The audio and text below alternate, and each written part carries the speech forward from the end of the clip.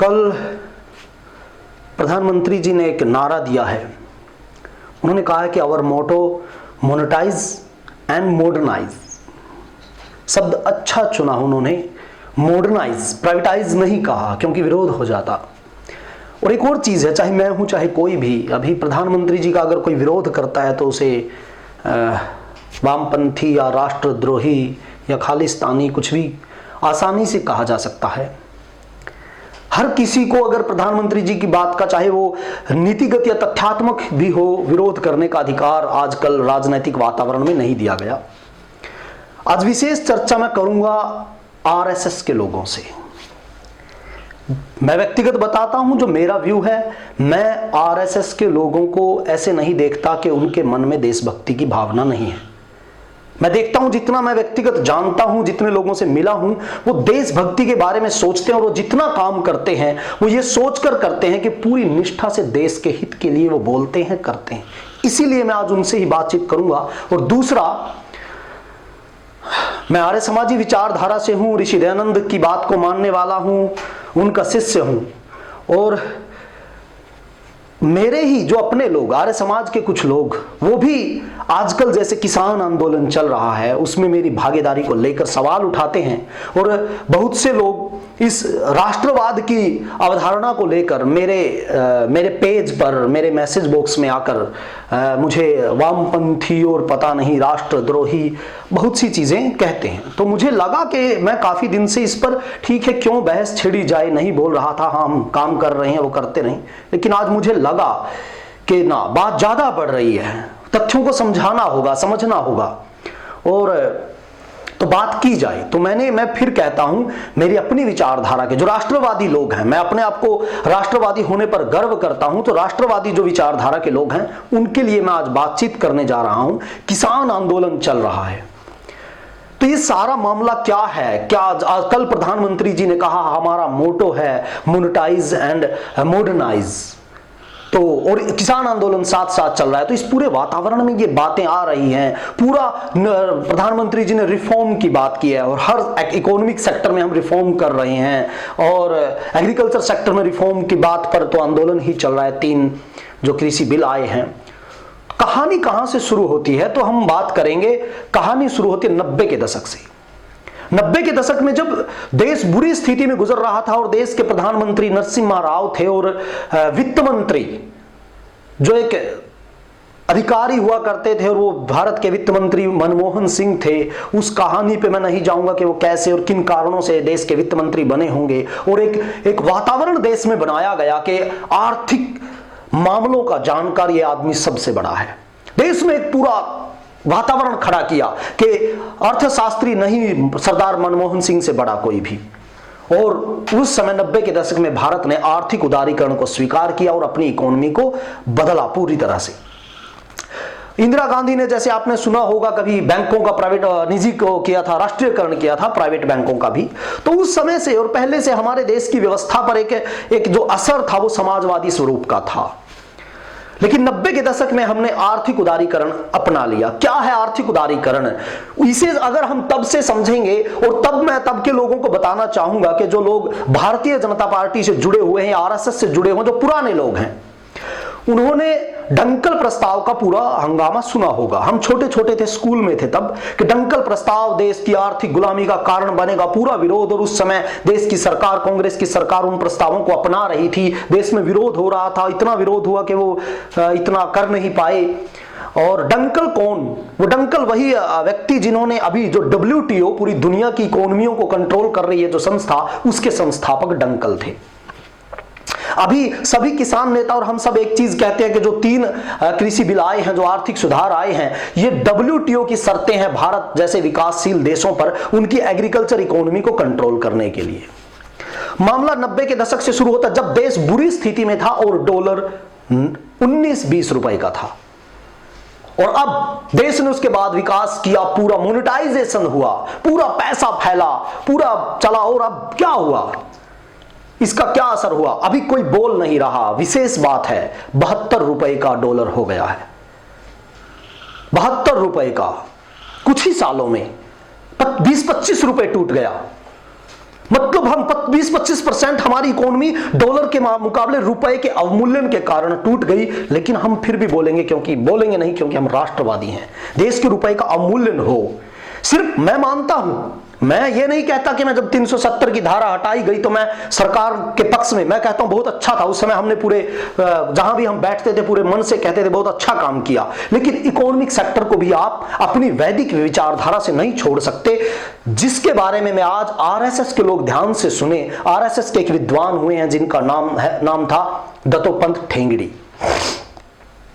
उन्होंने भारतीय किसान संघ और भारतीय मजदूर संघ की स्थापना की और वो राज्यसभा सांसद भी रहे, और भारतीय किसान संघ के कार्यक्रम उनको राष्ट्र ऋषि गिना जाता है, लिखा जाता है, बोला जाता है। तो मैं आरएसएस के लोगों से ध्यान देने के लिए कहूंगा कि उन दत्तोपंत ठेंगड़ी को के बारे में मैं आज बात करूंगा। उन्होंने एक पुस्तक लिखी, अर्थ या अनर्थ, 2003 में वो प्रकाशित हुई, लिखी शायद बोली उनके भाषण थे, वो बहुत छोटी सी पुस्तक है, ऑनलाइन उपलब्ध हो जाएगी आपको। आप अर्थ या अनर्थ दत्तोपंत ठेंगड़ी लिखेंगे तो आपको पुस्तक पीडीएफ में मिल जाएगी, बहुत छोटी सी है, 1 घंटे भर में आप पढ़ लेंगे उसे। उस पुस्तक की प्रस्तावना आप पढ़ेंगे, शुरू में जो प्राकथन है उसे पढ़ेंगे तो आपको लगेगा जैसे किसान आंदोलन का इस समय वर्तमान में कोई नेता बोल रहा है। उसमें यही चीजें कही गई हैं कि किसान की एमएसपी पर प्रहार किया जा रहा है, विदेशी कंपनियों का असर देश में हो जाएगा, ऐसी सारी चीजें, देश की आर्थिक व्यवस्था पर उन्होंने चर्चा की। और वह चर्चा क्या है, मैं उस पर कहूंगा कि अगर उनकी चर्चा को सुने, पढ़ें, और वो पुस्तक में दत्तोपंत ठेंगड़ी ने और मुरली मनोहर जोशी जी ने वो लिखी है पुस्तक, जो भारतीय जनता पार्टी के बहुत बड़े नेता हैं। अभी वो शायद उनकी सुनवाई नहीं होती, बात अलग है, उनका इकोनॉमी की जो सोच है वो अलग है और प्रधानमंत्री जी की सोच है वो जो अलग है। मैं ये नहीं कहता कि आप विरोध करें, लेकिन सवाल उठाएं क्या। दत्तोपंत ठेंगड़ी जी कहते हैं उस पुस्तक में, एक उदाहरण देते हैं, और वो उस जिसको मैं कहता हूं आजकल उसे समाजवाद कहिए, सोशलिज्म कहिए, या और विचारधारा आप कह सकते हैं इकोनॉमी की, लेकिन दत्तोपंत ठेंगड़ी जी उसको क्या कहते हैं, हिंदू अर्थशास्त्र। उस हिंदू अर्थशास्त्र में वो कहते हैं, वो समझाते हुए कहते हैं उस पुस्तक में, क्योंकि मैंने 2003-4 में पढ़ी थी तो मैंने वो ढूंढी अब, तो वो इकोनॉमी का एक स्वरूप देते हैं पश्चिमी अर्थशास्त्र और हिंदू अर्थशास्त्र में। वो कहते हैं कि हमारे देश में 100 धोती पैदा हुई, क्योंकि उस समय कांग्रेस की सरकारें थी और ये बातें बोली जाती थी तो राष्ट्रवाद था। आज भाजपा की सरकार है और ये बातें बोली जाती है, देशद्रोह है। तो दत्तोपंत ठेंगड़ी जी कहते हैं कि हिंदू अर्थशास्त्र की क्या अवधारणा, कि वो कहते हैं 100 धोती पैदा हुई देश में और अगले वर्ष 200 धोती पैदा हुई, तो हमारा अर्थशास्त्र कहता है कि देश ने दुगनी तरक्की कर ली। और पश्चिम का अर्थशास्त्र कहता है कि 100 धोती पैदा हुई और एक धोती की कीमत है 5 रुपए। ध्यान से समझिएगा, एक धोती की कीमत है 5 रुपए। वो कहते हैं पश्चिम अर्थशास्त्र में कि वो देश की इकोनॉमी को जोड़ेंगे मोनेटाइजेशन से। कैसे? वो कहेंगे 5 रुपए है 100 धोती, तो देश की इकोनॉमी 500 रुपए की है। अगले साल धोती हो गई 200, ज्यादा आपूर्ति होने के कारण मूल्य गिर गया, रेट गिर गया। धोती का रेट 500 रुपए था जब 100 धोती थी, अब धोती हो गई 200 और धोती का रेट हो गया 2 रुपए। 200 धोती का कुल मूल्य हो गया 400 रुपए, 100 धोती का कुल मूल्य था 500 रुपए। मोनेटाइजेशन की व्यवस्था जो प्रधानमंत्री जी ने कल नारा दिया। तो दत्तोपंत ठेंगड़ी जी कहते हैं कि उस समय 400 रुपए, 200 धोती के बावजूद इकोनॉमी 400 रुपए थी, 100 धोती के में इकोनॉमी 500 रुपए थी, तो इकोनॉमी कितनी टूटी? 100 रुपए। 100 रुपए का वो कमी आ गई, घाटे की जो अर्थव्यवस्था हो गई देश की। और हमारी वो दत्तोपंत ठेंगड़ी जी कहते हैं तो हिंदू अर्थशास्त्र कहता है वो 100 धोती से 200 होने पर दुगनी उन्नति हुई है। दत्तोपंत ठेंगड़ी जी कहते हैं आपके विद्वान हैं, मैं भी समर्थक हूं इस विचारधारा के दृष्टिकोण से कि कैसे हमें लोगों की जरूरतों को कैसे पूरा करना है। हम शहर को चमकाते रहें और गांव में भूखे लोग रहते रहें, किसान का हक बड़े बड़े पूंजीपतियों को देते रहे, मैं इसे विकास कतई नहीं मानता। विकास की अवधारणा जो हमारे विद्वानों ने कही, आचार्य चाणक्य ने कहा ग्राम आधारित हो, गांव मजबूत बने, गांव उठे। अगर आप इसी शहरीकरण की व्यवस्था को अपनाओगे तो करोड़ों करोड़ों लोग शहरों में आएंगे जाएंगे, आपकी वही प्रदूषण की समस्या होगी, उसके लिए बजट बनाए जाएंगे, आपके लिए पानी और सारी चीजों की समस्या होगी, लेकिन आप इसे नहीं देखेंगे। गांव मजबूत न बने, शहर मजबूत बने, लोग गांव को छोड़कर शहरों में आए। इस मोनेटाइज की व्यवस्था, जिसे आप मॉडर्नाइज कह रहे हैं, इसे आपको प्राइवेटाइज कहना चाहिए, प्राइवेटाइज कहना चाहिए, निजीकरण कहना चाहिए ना। उससे विरोध हो जाएगा, क्योंकि प्राइवेटाइज कहना आज विरोध है थोड़ा अभी, लेकिन धीरे धीरे इसे स्थापित कर दिया जाएगा। कितनी अब एक चीज देखिए, मोनेटाइजेशन की अवधारणा देखिए क्या होगी। जैसे उन्होंने कहा धोती का मूल्य निर्धारण करो तब मोनेटाइजेशन है, उसके बिना धोती 200 हो गई तो उन्हें फेंक दो, उनका कोई मूल्य नहीं है। गांव में लोग अनाज रखते हैं, किसान अपने घर में अनाज रखता है, अपनी टंकी में अनाज रखता है साल भर का, वो देश की अर्थव्यवस्था में नहीं आया, जीडीपी का हिस्सा नहीं है, उसे नहीं गिना जाएगा क्योंकि मोनेटाइज नहीं हुआ। हम अपने पशु का दूध निकालकर उसे गांव में पीते हैं 50, और ये सवाल है कि किसान जितना उत्पादन करता है वो 50% अपने उपभोग के लिए रख लेता है। कमाल की बात है। मतलब ये भी लोगों को, ये अर्थशास्त्री लोग कहते हैं जो तथाकथित पश्चिमी अर्थशास्त्री हैं कि देश की इकोनॉमी में बहुत बड़ा हिस्सा किसान पैदा करता है, उसे अपने घर पे, मतलब खुद पैदा करे खुद रखे, वो गुनाह हो गया। उसे निकाल कर बेचे और फिर खरीदे, वो मोनेटाइज हो गया। आपकी अवधारणा कहां लेकर जा रही है? अब पूरे देश को प्राइवेटाइज कर रहे हैं। मैं मानता हूं, हो सकता है हम इतने बड़े अर्थशास्त्री नहीं, लेकिन हमें बात हजम नहीं हो रही, इसे मैं राष्ट्रवाद कतई नहीं मानता। ये हमारे ऋषियों की अवधारणा नहीं है, ये ऋषि दयानंद की अवधारणा नहीं है, ये हिंदुओं की अवधारणा नहीं है, ये वेद की अवधारणा नहीं है, ये वैदिक समाजवादी व्यवस्था नहीं है। आप पैसे को बढ़ाते रहें और प्राइवेट बड़ी बड़ी कंपनियों के अनुसार आपकी अवधारणाएं गढ़ते रहें। चिंता का विषय है, चिंता करनी चाहिए। 3 कृषि बिलों को खेती पर लाकर कहा गया कि हमने सुधार किया है, जबकि किसान कह रहे हैं खेती को छीन लिया जाएगा। अभी 2-3 दिन पहले की मैं बात बताना चाहूंगा आपको। हमारे सामने एक हुआ कि प्राइवेट एक बैंक ने, अभी मैं नाम उसका इसलिए नहीं ले रहा क्योंकि उस बैंक ने हमारी बात चाहे दबाव में मान ली, इसीलिए मैं नहीं ले रहा। चलो, हमें उनका कुछ सम्मान रखना चाहिए। किसान का दबाव तो माना उन्होंने, बहुत से लोग तो दबाव भी नहीं मान रहे। हमने दबाव बनाया, किसान ने बैंक का लोन भी भर दिया, पैसे भी दे दिए। 6 करोड़ की जमीन पे 30 लाख रुपए लिए हुए थे, वो पैसे भी दे दिए, फिर भी उस जमीन को नहीं छोड़ रहा था बैंक, क्योंकि बैंक इतना बड़ा है, वो हरियाणा सरकार तक को ना माने, इतना बड़ा। वो तो किसान आंदोलन चल रहा था, सारा वातावरण था, दबाव बना और उन्होंने उस बैंक जमीन की एनओसी दे दी। नहीं तो कह रहे थे आप एक दूसरे किसान के गारंटर हो, तब तक वो पैसा नहीं भरता आपकी जमीन नहीं छोड़ेंगे। और सरकार कह रही है कि इन बिलों में कहीं जमीन को कब्जाने की व्यवस्था नहीं है। ये व्यवस्थाएं होती हैं। आप इंटरनल प्राइवेट सेक्टर इतना बड़ा हो जाता है, जाओ कोर्ट कचहरी, जाओ 2-2 साल चक्कर मारो, किसान कहां उनके सामने खड़ा होगा? तो आप पूरा रिफॉर्म की बात कर रहे हैं और प्रधानमंत्री जी पूरा करें, तो मैं आरएसएस के विद्वानों से पूछना चाहता हूं, क्या आप पूरी तरह से प्राइवेटाइजेशन के समर्थन में हैं? क्या दत्तोपंत ठेंगड़ी जी गलत थे? क्या मुरली मनोहर जोशी जी गलत थे? क्या पूरी तरह से जिस संस्कृति पर आप गर्व करते हैं, भारतीय संस्कृति, हिंदू संस्कृति, वैदिक संस्कृति, क्या उस संस्कृति में अर्थव्यवस्था से संबंधित ऐसे नियम बनाए गए जो प्रधानमंत्री जी कह रहे हैं कि उस समय बस चीजें कुछ और थी, अब बदलाव हो गया, जमाने के साथ हमें बदलना होगा। लेकिन मैं एक चीज कहना चाहता हूं, जिस संस्कृति की आप जय-जयकार करते हो, उस संस्कृति में कुछ सार्वभौम सिद्धांत हैं जो तब भी सही थे, आज भी सही है, आज भी वैसे के वैसे उस संस्कृति में। और ऐसा नहीं है कि हमारी संस्कृति में अर्थशास्त्र को जानने वाले लोग नहीं थे, उन्होंने अर्थशास्त्र की व्यवस्थाएं बनाई थी। मैं इस इकोनॉमी एक छोटा सा उदाहरण आपके बीच रखूंगा ताकि मैं समझा पाऊं कि कैसे मोनेटाइज होता है मामला। जिस मोनेटाइज की आप बात कर रहे हैं, जिस मॉडर्नाइज की आप बात कर रहे हैं, कैसे होता है। एक छोटा सा उदाहरण, एक गांव है, वो गांव अपनी जरूरतों का पूरा काम करता, आपस में आदान प्रदान करता है।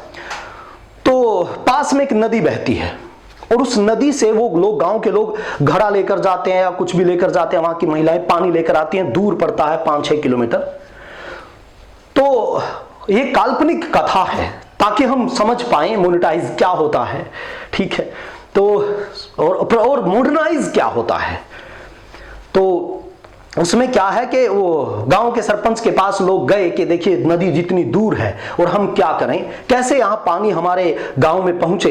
तो गांव का सरपंच कहता है ऐसा करते हैं, हम थोड़ा थोड़ा पैसा उगाते हैं और एक वाहन लेते हैं, वहां से उससे भर के लाएंगे और यहाँ गांव में सब में बांट देंगे। जितना खर्च आएगा हम सब आपस में बांट के उस व्यवस्था को हम चला लेंगे।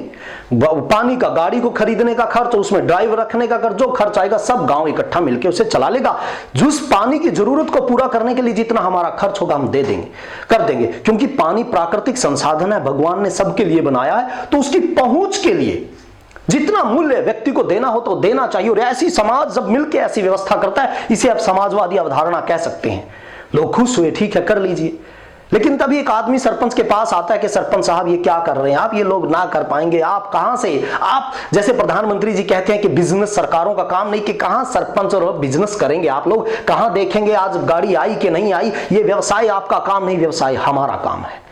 तो क्या करें, आप हमें जिम्मेदारी दे दी, हम अपनी गाड़ी लेंगे, हम अपनी पैकिंग करेंगे पानी की, हम पहुंचाएंगे लोगों को पानी, साफ सुथरा पानी पहुंचाएंगे, छान के पानी पहुंचाएंगे, बस हम एक मूल्य निर्धारण करने का अधिकार दे दीजिए और मूल्य लोगों से हम ले लेंगे और उसमें से कुछ बचत आपको भी दे देंगे। आपका 1 रुपया नहीं लगेगा, आप अपना काम करिए। आपका काम गांव को संभालना है, पानी ढोना थोड़ा ही आपका काम व्यापार करना थोड़ा ही है, गांव उसको चलाना है।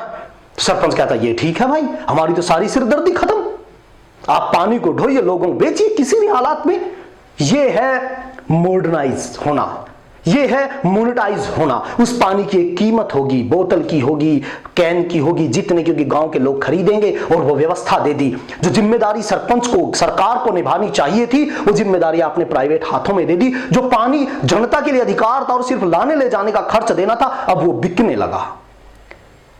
कभी करगिल कंपनी आई थी, वो भी पुरानी बातें हैं। जब राजीव दीक्षित जी के बारे में एक बार हमने सुना था कि उन्होंने उस करगिल कंपनी का विरोध किया था, नमक के व्यापार को संभालने के लिए था। उस समय 50 पैसे नमक की कीमत थी और गेहूं की कीमत 4 रुपए होती थी। 50 पैसे किलो का नमक आता था और 4 रुपए किलो गेहूं आती थी, और वो प्राइवेटाइज हुआ सारा कुछ। फिर आयोडीन नमक का पूरा व्यापार चला और अब नमक की कीमत 30 रुपए के आसपास है और गेहूं की कीमत 20 रुपए के आसपास है। जो कितना कम होता था वो ऊपर हो गया। ये है प्राइवेटाइज होना, मोनेटाइज होना और मॉडर्नाइज होना।